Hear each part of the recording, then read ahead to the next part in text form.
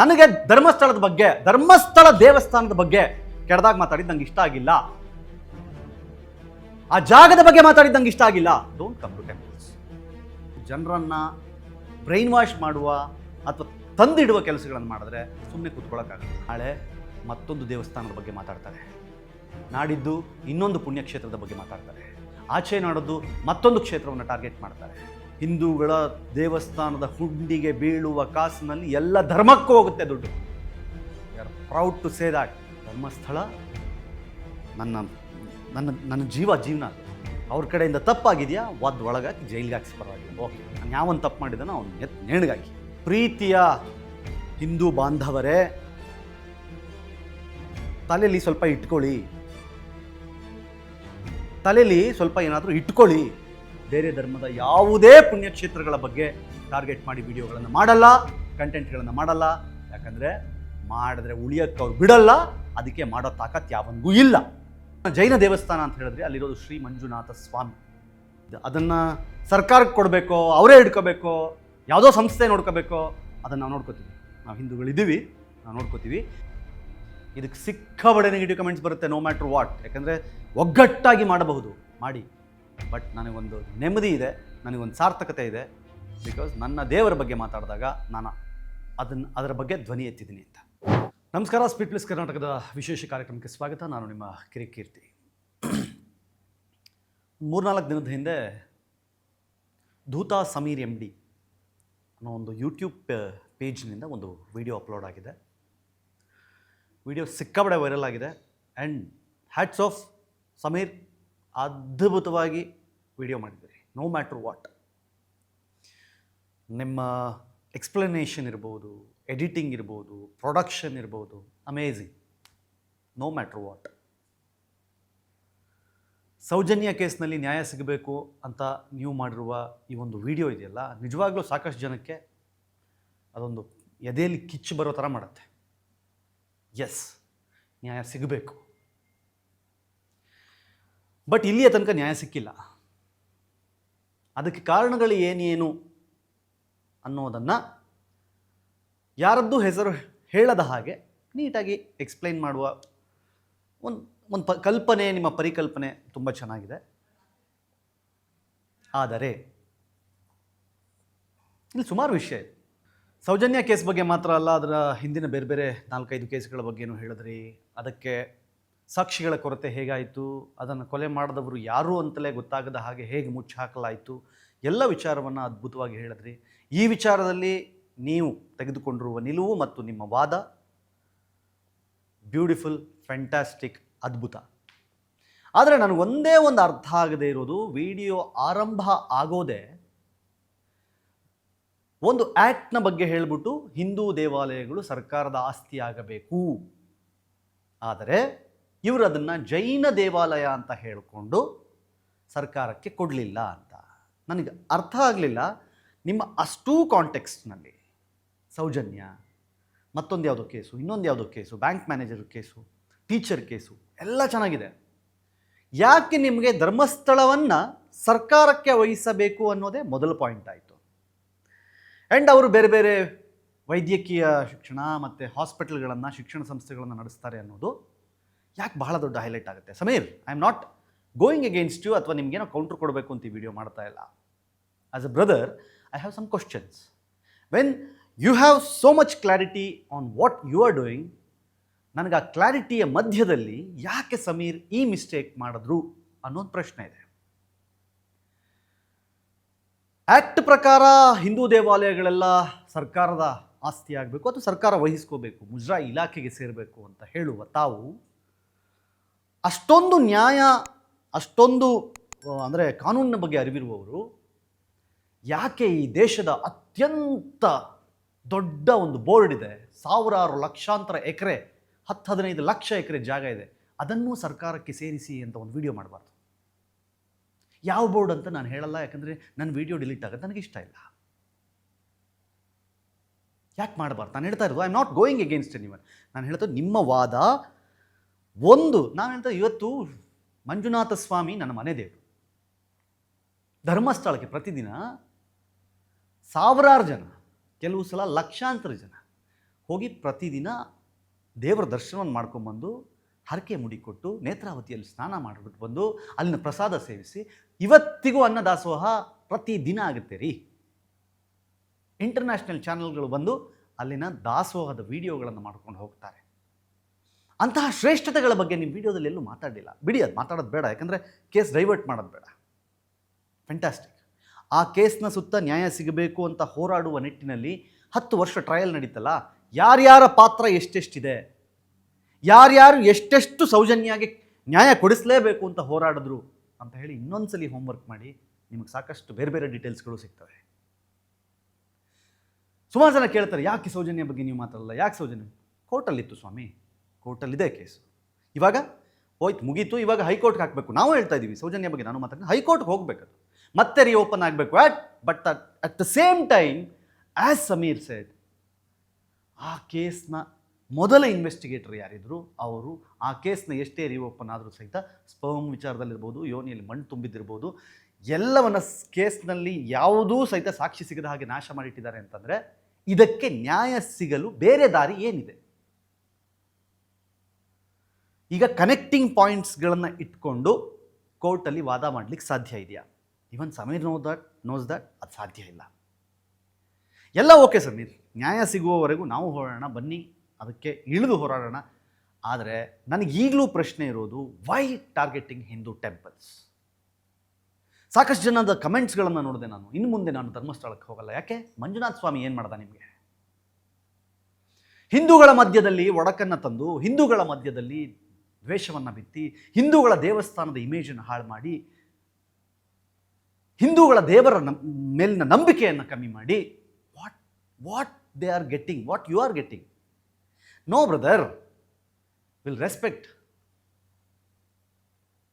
ನಾನು ಹೇಳೋದು, ನಾನು ಕೆಲವು ವಿಡಿಯೋಗಳನ್ನು ಮಾಡಿದಾಗ ಇವನು ಮುಸ್ಲಿಂ ವಿರೋಧಿ ಅಂತಾನೋ ಅಥವಾ ಅನ್ಯಧರ್ಮೀಯರ ವಿರೋಧಿ ಅಂತಾನೋ, ನಾನು ಹಿಂದೂ ಪರ ಅಷ್ಟೆ. ಸಿಂಪಲ್.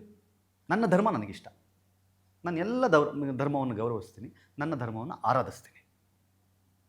ಆ್ಯಂಡ್ ನನ್ನ ಧರ್ಮದ ಬಗ್ಗೆ, ನನ್ನ ದೇವರ ಬಗ್ಗೆ, ನನ್ನ ನಂಬಿಕೆಗಳ ಬಗ್ಗೆ ಯಾರಾದರೂ ಮಾತಾಡಿದ್ರೆ ನಾನು ಧ್ವನಿ ಆಗ್ತೀನಿ.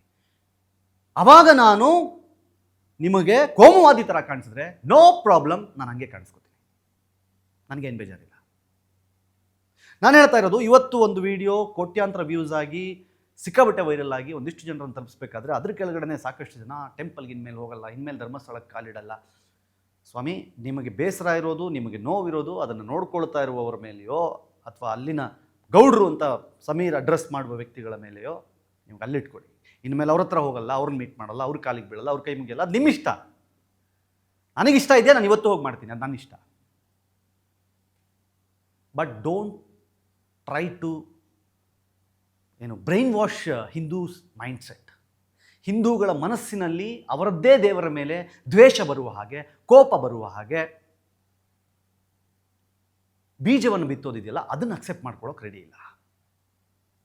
ನಾನು ಹೇಳ್ತೇನೆ, ನಾನು ಇಡೀ ವಿಡಿಯೋದಲ್ಲಿ ನಂದು ಎಲ್ಲೂ ಪ್ರಾಬ್ಲಮ್ ಇಲ್ಲ. ಬಟ್ ವಿಡಿಯೋದ ಆರಂಭದಲ್ಲಿಯೇ ಒಂದು ಆ್ಯಕ್ಟನ್ನು ಮೆನ್ಷನ್ ಮಾಡಿ, ಇದನ್ನು ಜೈನ ದೇವಾಲಯ, ಹೌದು ಸ್ವಾಮಿ, ಇವತ್ತು ಸರ್ಕಾರ ಆ ದೇವಸ್ಥಾನವನ್ನು ನಡೆಸಿದ್ರೆ ಪ್ರತಿದಿನ ಅಲ್ಲಿ ಹಾಕ್ತಿರಲ್ಲ ಊಟ, ಹಂಗೆ ಊಟ ಹಾಕೋಕ್ಕಾಗಲ್ಲ, ಕಷ್ಟ ಇದೆ.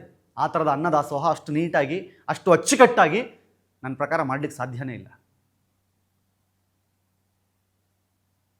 ಗೊತ್ತಿಲ್ಲ, ಅವರ ಬಡ್ಡಿ ದರ ಜಾಸ್ತಿ ಇರ್ಬೋದು, ಬಟ್ ಕರ್ನಾಟಕದ ಮೂಲೆ ಮೂಲೆಯಲ್ಲಿ ಧರ್ಮಸ್ಥಳ ಸಂಘದ ಹೆಸರಿನಲ್ಲಿ ಸ್ತ್ರೀಯರು ಸಾಕಷ್ಟು ಕೆಲಸಗಳನ್ನು, ಸಾಕಷ್ಟು ಉದ್ಯೋಗಗಳನ್ನು ಕಂಡುಕೊಂಡಿದ್ದಾರೆ. ಅವ್ರಿಗವರೇ ಸೋದ್ಯೋಗಗಳನ್ನು ಮಾಡ್ತಾ ಇದ್ದಾರೆ. ನನಗೆ ಹೇಳ್ತಾರೆ, C, I am not looking at the negative side of that shade, I am looking at the positive side. ನನ್ನ ಮಾವನ ಮಗಳು ಸಹಿತ SDMನಲ್ಲೇ ಓದ್ದವಳು. SDM ಸಂಸ್ಥೆ ಸಹಸ್ರಾರು ವಿದ್ಯಾರ್ಥಿಗಳಿಗೆ ವಿದ್ಯಾದಾಸೋಹ ಮಾಡಿದೆ, ಸಹಸ್ರಾರು ಜನರಿಗೆ ಧರ್ಮಸ್ಥಳ ಅನ್ನದಾಸೋಹ ಮಾಡಿದೆ. SDMನ ಆಸ್ಪತ್ರೆಗಳು ಅದೆಷ್ಟೋ ಸಾವಿರ ಲಕ್ಷ ಜನಕ್ಕೆ ವೈದ್ಯಕೀಯ ಚಿಕಿತ್ಸೆಯನ್ನು ಕೊಟ್ಟಿದೆ. ಎಲ್ಲ ಕಡೆಯೂ ಲಾಭದಲ್ಲಿ ಮಾಡಿಲ್ಲ ಸ್ವಾಮಿ. ಯಾಕೆ ಸೆಲೆಕ್ಟಿವ್ ವಿಷಯಗಳನ್ನು, ಸೆಲೆಕ್ಟಿವ್ ಟಾಪಿಕ್ ಮೇಲೆ ಮಾತಾಡ್ತೀರಿ? ನಿಮ್ಮ ಬೇಸರ ಇರೋದು ಅಥವಾ ನ್ಯಾಯ ನೀವು ಕೇಳ್ತಾ ಇರೋದು ಸೌಜನ್ಯ ಕೇಸ್ನಲ್ಲಿ ನ್ಯಾಯ ಬೇಕು ಅಂತ. ಆ ಕೇಸ್ ಸೋಲೋದಕ್ಕೆ ಕೇವಲ ಅವತ್ತಿನ ಇನ್ವೆಸ್ಟಿಗೇಟರ್ ಮಾತ್ರ ಅಲ್ಲ, ಸಾಲು ಸಾಲು ಜನ ಕಾರಣ ಇದ್ದಾರೆ ಅದಕ್ಕೆ. ಅದನ್ನು ರಾಜಕೀಯ ಲಾಭವಾಗಿ ತಿರುಗಿಸಿದವರು ಯಾರು, ಅದಕ್ಕೆ ಬೇರೆ ರೂಪ ಕೊಟ್ಟವರು ಯಾರು? ಅದೇ ವಿಡಿಯೋದಲ್ಲಿ ನೀವೇ ಹೇಳ್ತೀರಿ ಗೌಡ್ರು CBIಗೆ ಕೊಡಬೇಕು ಅಂತ ಅವರೇ ಹೇಳ್ತಾರೆ ಅಂತ. CBI ಕೊಡಬೇಕು ಅಂತ ಅವರೇ ಹೇಳಿದ್ರು ಅಂತ ಆದಮೇಲೆ CBIನೂ ತಿರುಚುವ ತಾಕತ್ತು ಅವರಿಗಿದೆ ಅಂತನ ನಂಗೆ ಗೊತ್ತಿಲ್ಲ. ನಾನು ಹೇಳ್ತಾ ಇರೋದು, ನೀವು ಹೇಳುವ ಗೌಡ್ರು ನ್ಯಾಯಾಂಗ ವ್ಯವಸ್ಥೆಯನ್ನು, ರಾಜಕೀಯ ವ್ಯವಸ್ಥೆಯನ್ನು ಅಥವಾ ಏನು ತನಿಖಾ ಸಂಸ್ಥೆಗಳನ್ನು ಹ್ಯಾಂಡಲ್ ಮಾಡುವಷ್ಟು ದೊಡ್ಡವರು ಅಂತ ನೀವೇ ಹೇಳ್ತಾ ಇದ್ದೀರಾ, ನನಗೆ ಗೊತ್ತಿಲ್ಲ. Is that so easy to? ಆಗಿರಬಹುದು. ನಾನು ಹೇಳ್ತಾ ಇದ್ದ ಅವನು ಯಾರೋ ಹೆಸರು ಅವರ ರಿಲೇಟಿವ್ ಯಾರೋ ಮಾಡ್ದ ಹೆಡೆಮುರಿ ಕಟ್ಟಿ ಅವನನ್ನು ಮಂಪರು ಪರೀಕ್ಷೆ ಮಾಡಿಸಿ ಮತ್ತೊಂದು ಮಾಡಿಸಿ ಏನು ಮಾಡೋಕ್ಕೆ ಸಾಧ್ಯ ಇದೆ ಮಾಡಿಸ್ಬಿಟ್ಟು ಬಾಯಿ ಬಿಡಿಸಿ ವಾಡ ಚಚ್ ನೇಣ್ಗಾಗಿ ಗಲ್ಗೇರಿಸಿ finish close. But don't talk about Hindu temples. Sameer brother, ಕನ್ನಡದ ಯೂಟ್ಯೂಬರ್ ಒಬ್ಬ ಇಷ್ಟು ಅದ್ಭುತವಾಗಿ ಕಂಟೆಂಟ್ಗಳನ್ನು ಮಾಡಿಕೊಂಡು, ಕನ್ನಡದ ಕಂಟೆಂಟ್ಗಳನ್ನು ಮನೆ ಮನೆಗೆ ತಲುಪಿಸುವ ಕೆಲಸ ಮಾಡಿಕೊಂಡು, ಇಷ್ಟು ಫಾಸ್ಟಾಗಿ ಸಬ್ಸ್ಕ್ರೈಬರನ್ನು ಗೇನ್ ಮಾಡಿಕೊಂಡು, ಇಷ್ಟು ಫಾಸ್ಟಾಗಿ ವೀಡಿಯೋಸ್ಗಳನ್ನು ವ್ಯೂಸ್ಗಳನ್ನು ಪಡ್ಕೊಂಡು ಮಾಡ್ತಿರ್ಬೇಕಾದ್ರೆ ಖುಷಿ ಆಗುತ್ತೆ ನನಗೆ. Because I am one among the first YouTubers ಇದ್ರಲ್ಲ ಆ ಲಿಸ್ಟ್ನಲ್ಲಿ ಬರುವವನು ನಾನು. ಸೊ ಹಾಗಾಗಿ ಅಂದರೆ ಈಗಲ್ಲ, ಶುರು ಮಾಡಿದಾಗ. ಇವತ್ತು ತುಂಬ ಅದ್ಭುತವಾದ ವೀಡಿಯೋ ಕಂಟೆಂಟ್ ಕ್ರಿಯೇಟರ್ಸ್ ಇದ್ದಾರೆ, ತುಂಬ ಖುಷಿಯಾಗುತ್ತೆ ಅವ್ರನ್ನೆಲ್ಲ ನೋಡಿದಾಗ. ಬಟ್ ಅದು ನಿಮ್ಮ ಸ್ವಾರ್ಥಕ್ಕೆ ಬಳಸ್ಕೊಂಡ್ರೆ ಅಥವಾ ಬೇರೆ ಯಾವುದೋ ಕಾರಣಕ್ಕೆ ನಿಮ್ಮ ಪ್ಲ್ಯಾಟ್ಫಾರ್ಮನ್ನು ಬಳಸಿಕೊಂಡು ಜನರನ್ನು ಬ್ರೈನ್ ವಾಶ್ ಮಾಡುವ ಅಥವಾ ತಂದಿಡುವ ಕೆಲಸಗಳನ್ನು ಮಾಡಿದ್ರೆ ಸುಮ್ಮನೆ ಕೂತ್ಕೊಳ್ಳೋಕ್ಕಾಗಲ್ಲ. ಸಾಕಷ್ಟು ಜನ ಇವಾಗ ಹೇಳ್ಬೋದು, ಕೀರ್ತಿ ನಿನಗೆ ಯಾಕೆ ಬೇಕು, ನೀನು ಯಾಕೆ ಮಾತಾಡ್ತಾ ಇದೆಯಾ ಅಂತ. ನಾನೊಬ್ಬ ಇವತ್ತು ಮಾತಾಡಲಿಲ್ಲ ಅಂತಂದರೆ ನಾಳೆ ಮತ್ತೊಂದು ದೇವಸ್ಥಾನದ ಬಗ್ಗೆ ಮಾತಾಡ್ತಾರೆ, ನಾಡಿದ್ದು ಇನ್ನೊಂದು ಪುಣ್ಯಕ್ಷೇತ್ರದ ಬಗ್ಗೆ ಮಾತಾಡ್ತಾರೆ, ಆಚೆ ನಾಡದ್ದು ಮತ್ತೊಂದು ಕ್ಷೇತ್ರವನ್ನು ಟಾರ್ಗೆಟ್ ಮಾಡ್ತಾರೆ. ನಾನು ಹೇಳ್ತಾ ಇರೋದು, ತಪ್ಪುಗಳು ಎಲ್ಲ ಕಡೆಯಲ್ಲೂ ಆಗುತ್ತೆ. ಸರಿ, ಎಲ್ಲವನ್ನೂ ಮಾತಾಡೋಣ, ಬನ್ನಿ, ಎಲ್ಲವನ್ನೂ ಮಾತಾಡೋಣ. Yes, I am selective in some cases because ನನ್ನ ಧರ್ಮ ನನಗೆ ದೊಡ್ಡದು. ನಾನು ಹೇಳ್ತಾ ಇರೋದು, ನೀವು ನಿಜ ಯಾರೋ ಹೇಳಿದ್ರಂತೆ 35 ಲಕ್ಷ ಇಸ್ಕೊಂಡು ಸಮೀರು ಆ ವಿಡಿಯೋ ಮಾಡಿದ್ದು ಅಂತ. ಹಂಗೆ ಹೇಳ್ದವನಿಗೆ ಮೆಟ್ಟು ತೊಗೊಂಡು ನೋಡಿಬೇಕು ಫಸ್ಟು. ನೋಡಿ, ಯಾರಿಗೂ ಒಬ್ಬ ಯೂಟ್ಯೂಬರ್ಗೆ ತೊಗೊಂಡೋಗಿ 35 ಲಕ್ಷ ಎಲ್ಲ ಕೊಟ್ಟು ವೀಡಿಯೋ ಮಾಡು ಅಂತ ಯಾರೂ ಹೇಳಲ್ಲ. ಈ ಹಸ್ಬೆಂಡ್ ಪಾಪ 11-12 ವೀಡಿಯೋ ಮಾಡಿರೋ ಒಬ್ಬ ವ್ಯಕ್ತಿ 35 ಲಕ್ಷ ಕೊಟ್ಟು ವೀಡಿಯೋ ಮಾಡು ಅಂತ ಯಾರೂ ಹೇಳಲ್ಲ. ನಾನು ಹೇಳ್ತಾ ಇರೋದು, Sameer has done with good intention, ಒಳ್ಳೆ ಉದ್ದೇಶವನ್ನೇ ಇಟ್ಕೊಂಡು ಸಮೀರ್ ವೀಡಿಯೋ ಮಾಡಿರೋದು. ಸಮೀರ್ ಸೌಜನ್ಯಾಗೆ ನ್ಯಾಯ ಸಿಗಬೇಕು ಅನ್ನುವ ಉದ್ದೇಶದಿಂದ ಮಾಡಿರೋದು. ನನಗಿರುವ ಸಮಸ್ಯೆ ಒಂದೇ, ಯಾಕೆ ದೇವಸ್ಥಾನದ ವಿಚಾರಗಳಲ್ಲಿ ಇದನ್ನು ಸರ್ಕಾರಕ್ಕೆ ಒಪ್ಪಿಸಬೇಕು ಅನ್ನುವ ಉಲ್ಲೇಖ ಮಾಡಿ ಅದನ್ನೇ ಆರಂಭದಲ್ಲಿ ದೀಪ ಅದಕ್ಕೆ ಹಚ್ಚಿಬಿಟ್ಟು ಉಳಿದು ವಿಡಿಯೋ ಕಡೆ ಹೋಗುವ ಅವಶ್ಯಕತೆ ಏನಿತ್ತು? Please don't do that. ನಾಳೆ ದಿನ ಅದಕ್ಕೊಂದು ಕಮಿಟಿ ಮಾಡಿ, ಆ ಕಮಿಟಿಯಲ್ಲಿ ನೀವು ಹೇಳಿರುವ ಗೌಡ್ರು ಕುಟುಂಬದ ಯಾರೂ ಇಲ್ಲದೇನೆ ಅಲ್ಲಿನ ಊರಿನ ಮುಖ್ಯಸ್ಥರನ್ನೇ ಇಟ್ಕೊಂಡು ಅಥವಾ ಈ ಕರ್ನಾಟಕದ ಕೆಲವು ವಿಶೇಷ ಏನು ಕ್ಷೇತ್ರಗಳಲ್ಲಿ ಕೆಲಸ ಮಾಡಿರುವವ್ರನ್ನ ಇಟ್ಕೊಂಡು ಅವ್ರದ್ದೇ ಒಂದು ಕಮಿಟಿ ಮಾಡಿ 9 ಜನರ 10 ಜನರದ್ದು ಧರ್ಮಸ್ಥಳವನ್ನು ನೋಡ್ಕೊಳ್ಳಿಕ್ಕೆ ಅದೊಂದು ಕಮಿಟಿ ಕೊಡ್ತೀರಾ, ಕೊಡಿ, ನೋ ಪ್ರಾಬ್ಲಮ್, ನೋ ವರೀಸ್.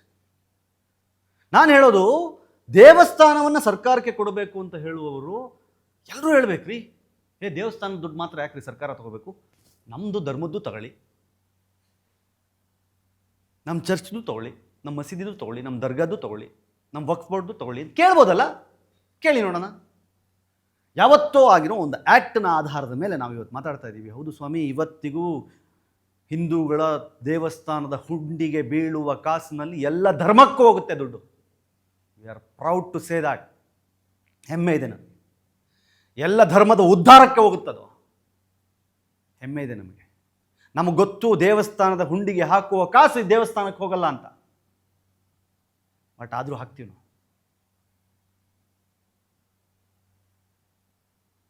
ವರ್ಷದಿಂದ ವರ್ಷಕ್ಕೆ ಒಂದು ಕಡೆ ಒಬ್ಬರ ಜಾಗ ವರ್ಷ ಜಾಸ್ತಿ ಆಗೋದನ್ನು ಒಂದು ಕಡೆ ನೋಡ್ಕೊಂಡು ಹೋಗ್ತಾ ಇದ್ದೀವಿ.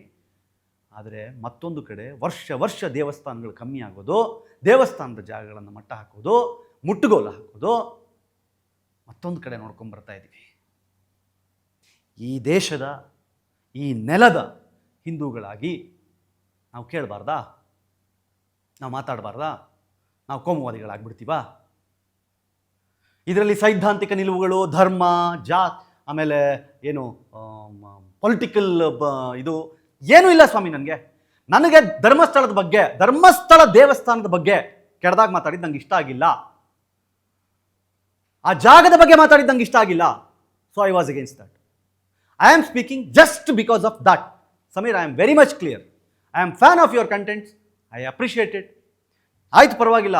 ನೀವು ಹಿಂದೂಗಳ ಮುತ್ಯಾನ ಬಗ್ಗೆ ಮಾತಾಡ್ತೀರಿ, ಮತ್ಯಾವುದೋ ಹಿಂದೂ ಪರ ಮಾತನಾಡುವ ವಿಚಾರವಂತರ ಬಗ್ಗೆ ಮಾತಾಡ್ತೀರಿ, ಅಥವಾ ಹಿಂದೂ ಪರವಾಗಿ ನಿಲ್ಲೋ ಮತ್ತೊಬ್ಬರನ್ನ ಎಕ್ಸ್ಪೋಸ್ ಮಾಡ್ತೀರಿ ಅಂತ ಮಾತಾಡ್ತೀವಿ.